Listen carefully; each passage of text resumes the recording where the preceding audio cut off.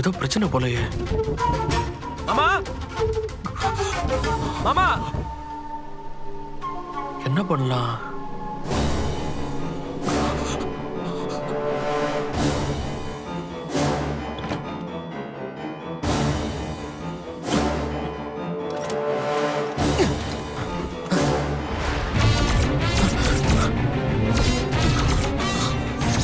மாமா ஐயோ மாமா மாமா வேணாம் மாமா மாமா இறங்கு மாமா வேணாம் மாமா சொன்னா கேளுங்க இறங்குங்க மாமா ஐயோ மாமா சொன்னா கேளுங்க வேண்டாம் மாமா கதவு தரங்க மாமா ப்ளீஸ் மாமா மாமா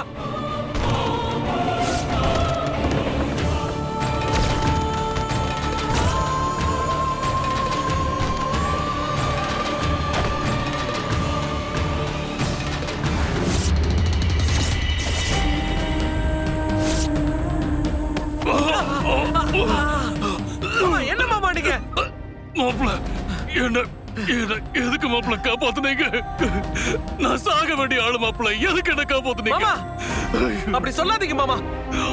என்ன ஆச்சு உங்களுக்கு?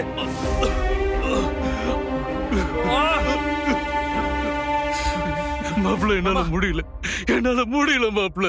நான் தோத்துட்டேன். என் லைஃப்ல எல்லாத்துலயும் நான் தோத்துட்டேன் மாப்பிள.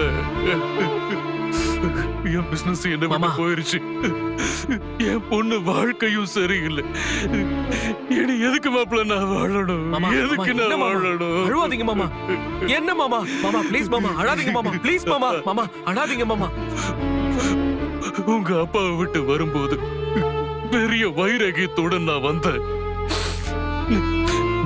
நேர்மையா பிசினஸ் பண்ணி ஜெயிக்கணும்னு நினைச்சேன். பிசினஸும் நல்லாதான் போயிட்டு இருந்துச்சு மாமா. ஆனா இப்ப கொஞ்ச நாளா தொடர்ச்சியா லாஸ் மாப்பிள. நிறைய புது கம்பெனிஸ் காம்படிஷனை சமாளிக்க முடியல மாப்பிள. என் ப்ராடக்ட வாங்குறதுக்கு கஸ்டமர்ஸ் இல்லாத நிலைமைக்கு தள்ளப்பட்டுட்டேன். 100 ரூபாய்க்கு ஒரு ப்ராடக்ட் தயாரிச்சா அது மார்க்கெட்ல 30 ரூபாய்க்கு கூட விலை போக மாட்டேங்குது. அதை விட ரொம்ப சீப்பா கேக்குறாங்க.